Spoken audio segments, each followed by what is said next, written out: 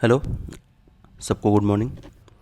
आज हम बात करेंगे एसएससी सीजीएल 2025 के इम्पोर्टेंट टॉपिक्स के बारे में, जो हमारे एग्ज़ाम पर्पस से जो हमारा नया पैटर्न आ रहा है, नए नए तरीके से क्वेश्चन पूछे जा रहे हैं।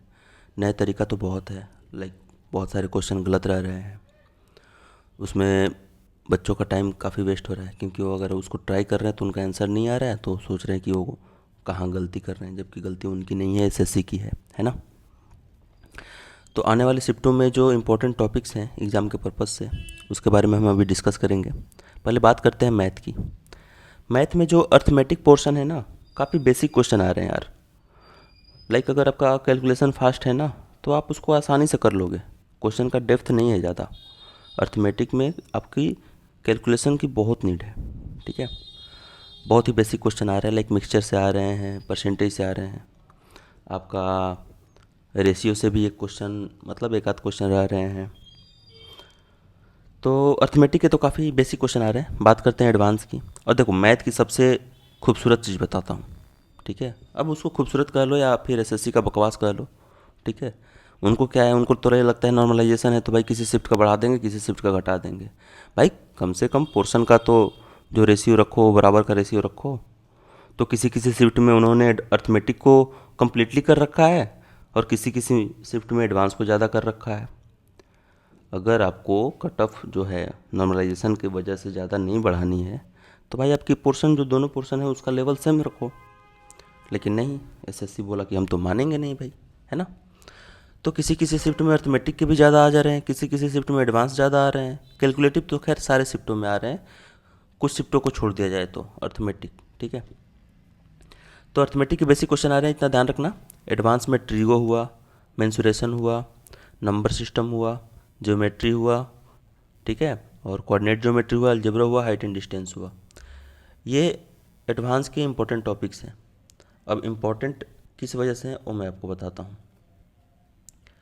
भाई पहली बात तो ये है कि जो एडवांस का माफ़ करना, जो ट्रीगो है, तो ट्रीगो काफ़ी फार्मूला बेस्ड आ रहे हैं, लेकिन बहुत सारे कैंडिडेट ऐसे होते हैं जो भाई वैल्यू पुटिंग पे अपना उसको काफ़ी ज़्यादा वो रिलाई करते हैं। तो वैल्यू पुटिंग भी कहीं कहीं लगा सकते हैं, लेकिन हर जगह नहीं लगा सकते हैं। फार्मूला बेस्ड रह रहा है, ठीक है। तो अगर फार्मूला आपको ध्यान में है तब तो आप कर लोगे, जल्दी से कर लोगे। और वैल्यू पुटिंग करते रह जाओगे तो कोई कोई क्वेश्चन में फंसेगा, कोई कोई क्वेश्चन में नहीं फंसेगा, क्योंकि वैल्यू पुटिंग करते समय जो उसके ऑप्शंस हैं वो भी आपके साइन कॉस टेन में दे रखे हैं, तो फिर वहाँ भी वैल्यू पुट करके देखोगे तो वहाँ भी कहीं कहीं किसी किसी क्वेश्चन में दोनों का वैल्यू पुटिंग रखने पे सेम आ जा रहा है ना। तो वो भी काफ़ी मतलब डिफ्रेंशिएट करता है इसको। तो ध्यान रखना, ट्रिग्नोमेट्री फार्मूला बेस्ड ज़्यादा आ रहे हैं। फार्मूला बेस्ड पे अगर अप्लाई करोगे तो एग्जैक्ट आंसर आएंगे, बाकी वैल्यू पुटिंग पे करोगे तो कभी कभी मैच नहीं होगा, ठीक है। मेंसुरेशन 3D की बात किया जाए तो यार, मेंसुरेशन में तो 3D में तो खैर बेसिक तो सब जानते हैं, क्यूब, क्यूबॉइड, आपका सिलेंडर, स्फेयर।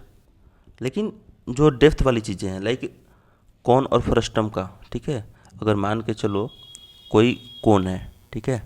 अब इसको दो तीन रेशियो में डिवाइड किया तो उसका जो रेशियो बनता है ना, तो इस बेस पे क्वेश्चन बहुत आ रहे हैं, ठीक है। तो इन चीज़ों को ध्यान में रखना, रेशियो ज़रूर याद करके जाना। अगर आपको अदर कैंडिडेट से आपको अपने आप को डिफ्रेंशिएट करना है तो ये ज़रूर ध्यान रखना। हॉलो सिलेंडर का भी ध्यान रखना, ठीक है। और किसी किसी शिफ्ट में ऐसे क्वेश्चन आ रहे हैं कि लाइक दो मटेरियल है, ठीक है, उनका वॉल्यूम दिस डेट है, और उनको मेल्ट किया जा रहा है, और नया कोई मटेरियल बना जा रहा है, लाइक उसका शेप क्यूब भी हो सकता है, क्यूबॉइड भी हो सकता है, कोन भी हो सकता है, कुछ भी हो सकता है। तो उस न्यू शेप का ना जो रेडियस या फिर समथिंग ऐसा पूछ सकता है, ठीक है ना।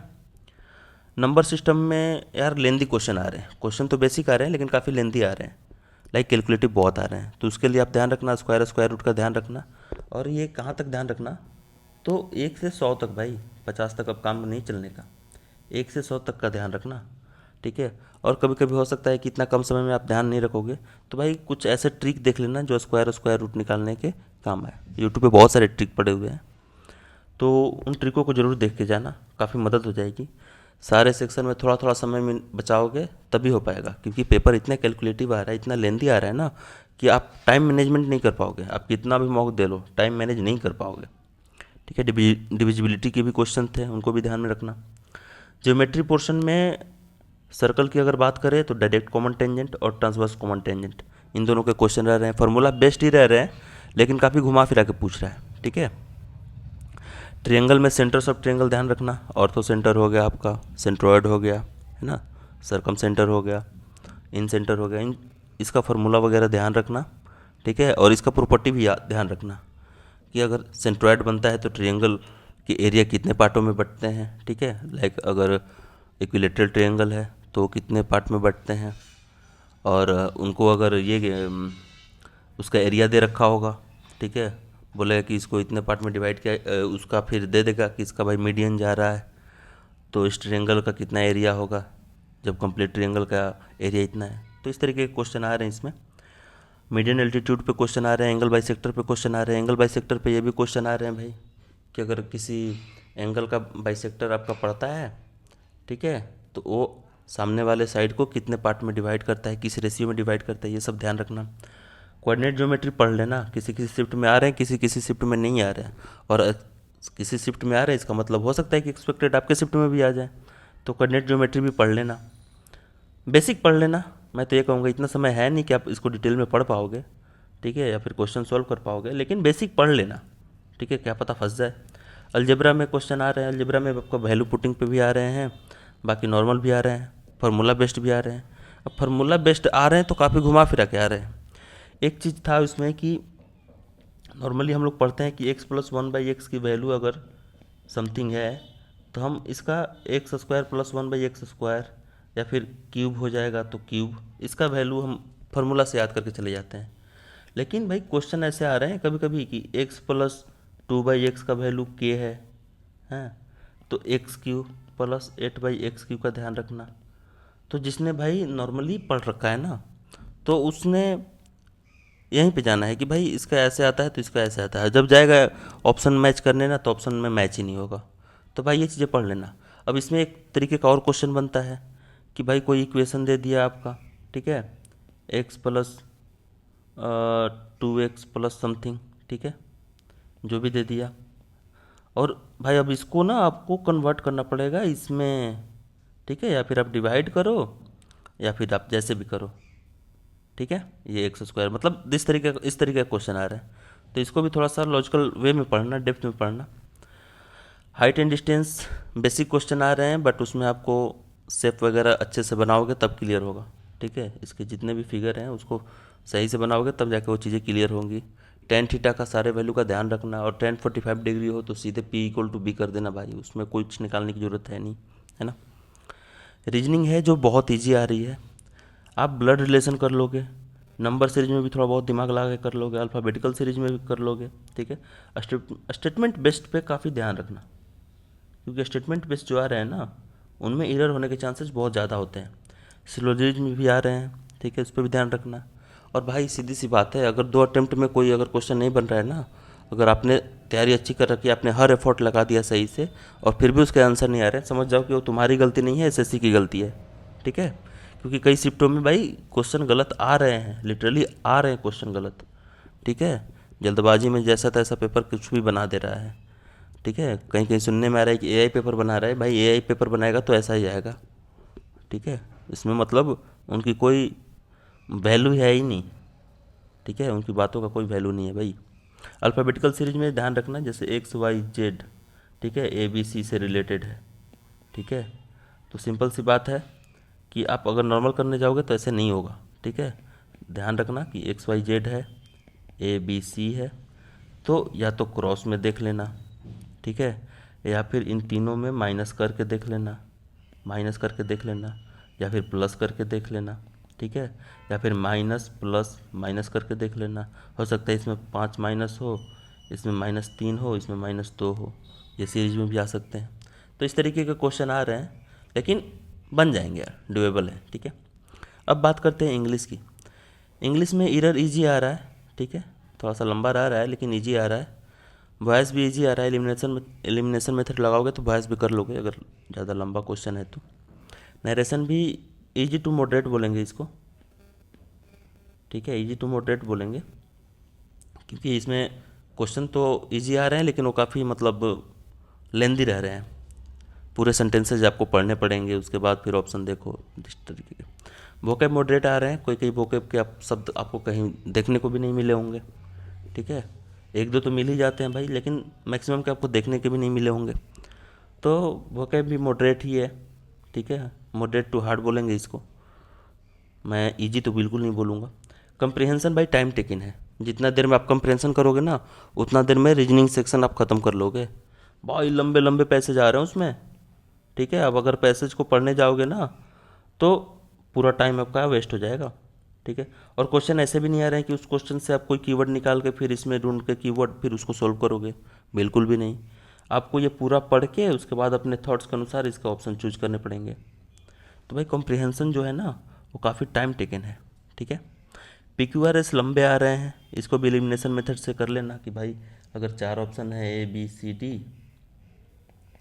तो मान के चलो कि किसी में भाई जैसे PQRS हो गया तो किसी में RSPQ, तो पहले देख लेना कि भाई चांसेस क्या हैं एस के पी के बाद आने के कि पी के पहले के आने के। तो इस तरीके से एलिमिनेशन मेथड से इसको कर लेना। GK GS, ठीक है। SSC 2025 का सबसे बड़ा खौफ, रीजन क्या है? क्वेश्चन का अता पता नहीं लग रहा भाई, हवा नहीं लग रहा क्वेश्चन का। साइंस के किसी शिफ्ट में तो कोई क्वेश्चन नहीं रह रहा है, किसी शिफ्ट में 1 से 2 क्वेश्चन रह रहे हैं, किसी शिफ्ट में रह ही नहीं रहे, ठीक है। करेंट अफेयर बहुत हार्ड आ रहे हैं, ठीक है। आपको बहुत डेप्थ में पढ़ना पड़ेगा। मुझे तो ऐसा लग रहा है कि भाई एसएससी ने ना AI को बोल रखा है ना कि यूपीएससी लेवल का वो GK GS का पेपर तैयार कर भाई। करेंट अफेयर्स के पोर्शन बहुत ज़्यादा आ रहे हैं, ठीक है। ये इंपॉर्टेंट मान के चलो इसको। हिस्ट्री, ज्योग्राफी, पॉलिटी और इकोनॉमिक्स क्वेश्चन बहुत डेप्थ से आ रहे हैं, ठीक है। अगर आप यूपीएससी का तैयारी कर रहे होगे तो आप इसको कर लोगे। बाकी मुझे नहीं लगता है कि यूपीएससी वाले भी इतना ज़्यादा ध्यान देते होंगे इस पर। स्टैटिक पोर्शन में डांस थोड़ा सा देख लेना, ठीक है। बहुत कम समय है तो मुझे नहीं लगता है कि इतना चीज़ों को कवर करना मुश्किल है, लेकिन एक बार गो थ्रू ज़रूर हो लेना अगर भाई पेपर सही करने हो तो। क्योंकि अभी तक जितने बच्चों के पेपर हुए हैं तो उनमें लेवल, सारे पेपरों का लेवल अलग अलग था, ठीक है। लेवल सबके अलग अलग थे, ठीक है। ऐसा 100% कोई नहीं कर सकता कि लेवल सबके निकलेंगे भाई। किसी के लेवल निकलेंगे, किसी के नहीं भी निकलेंगे। अगर ज़्यादा डिटेल में जाननी है ना तो 18 सितंबर के थर्ड शिफ्ट वालों से पूछ लेना कि हाँ भाई मैथ के लेवल निकले कि नहीं निकले, ठीक है। और जो बंदे बोल रहे हैं ना कि 85 प्लस किए हैं, 80 प्लस किए हैं, तो भाई एक्यूरेसी उनकी देख लेना।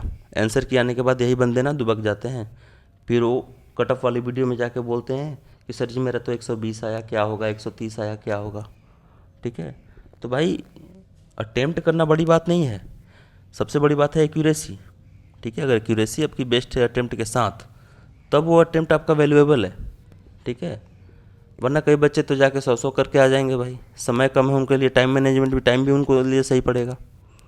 टाइम उनके लिए कम नहीं पड़ेगा 1 घंटा 100 क्वेश्चन करने के लिए। तुक्केबाजी के लिए तो भाई कोई लिमिट ही नहीं है। तो तुक्केबाजी पे ध्यान नहीं देना है, जितने भी अटेम्प्ट लेने हैं, ठीक है, एक्यूरेसी के साथ लेने हैं। एलिमिनेशन मेथड आप लगा सकते हो 2 ऑप्शनों में, 2 से ज़्यादा ऑप्शनों में एलिमिनेशन मेथड लगाना इसका मतलब खतरनाक है, ठीक है। सबसे बड़ी चीज़ है जो मुझे प्रॉब्लम आई, मुझे मतलब ऐसा लगा कि एसएससी ये गलत कर रही है। पहला तो किसी शिफ्ट में आप मैथ काफ़ी इजी पूछ दे रहे हो, किसी शिफ्ट में आप मैथ हार्ड पूछ दे रहे हो, किसी में अर्थमेटिक का पोर्शन ज़्यादा पूछ रहे हो तो किसी में एडवांस का, ठीक है। भाई रेशियो सेम रखो ना, क्या चला जाता है रेशियो सेम रखने में? रेशियो सेम रखो, क्वेश्चन को टफ रखो, उसमें कोई दिक्कत नहीं है। या तो सारे लेवल सारे शिफ्टों के क्वेश्चन को टफ रखो। ये क्या मतलब हुआ कि किसी में आप अगर 1 गो में जाओगे तो किसी में आप 24 अटेम्प्ट कर लो, और इस किसी में आप 1 गो में जाओगे तो किसी में आप 16 प्लस भी अटेम्प्ट ना कर पाओ। तो भाई ये पेपर का लेवल थोड़ी होता है, नॉर्मलाइजेशन करना है, लेकिन मजाक थोड़ी है ये कि आप 16 प्लस वाले का भी और 24 वाले का भी नॉर्मलाइजेशन दोनों करोगे। भाई ये 16 प्लस वाला बंदा तो वैसे ही डिप्रेस हो जाएगा क्वेश्चन को देख देख के। तो क्वेश्चन का लेवल ऐसा रखो ना कि सबके लिए सेम हो, ठीक है। हालांकि सबसे बड़ी बात है कि भाई क्वेश्चन का लेवल होना चाहिए, क्वेश्चन का लेवल अच्छा होना चाहिए, क्योंकि भाई जो बंदे हैं ना डिफ्रेंशिएट नहीं हो पाएंगे, ठीक है। बेसिक तो सारे पढ़ के जाते हैं, डेप्थ में जो पढ़ के जाता है उसका सिलेक्शन हो तो उसमें कोई दिक्कत नहीं है। बेसिक तो भाई सारे पढ़ के जाते हैं, कोई भी जाके कर लेगा उसको। लेकिन डेप्थ वाला तो बहुत कम बंदे कर पाते हैं, और जो बंदा डेप्थ वाला कर पाएगा वो सिलेक्शन ले जाएगा, सबसे बड़ी बात वही है। तो भाई एसएससी का जो पेपर को सेट करने वाले हैं ना, वो भाई पक्का है कि कुछ ना कुछ फूकते होंगे, ठीक है। और दूसरी चीज़ है, करेंट अफेयर का मैं एक चीज़ बताता हूँ, ठीक है, वो करके चले जाना, हेल्पफुल होगा करेंट अफेयर के लिए, ठीक है भाई। आगे का तो नॉर्मली नॉर्मली सब लोग पढ़ लेता है, ठीक है, वो जो वन लाइनर होते हैं नॉर्मली वो पढ़ लेते हैं सारे लोग। भाई जो मान के चलो लास्ट 6 मंथ का है ना, लास्ट 6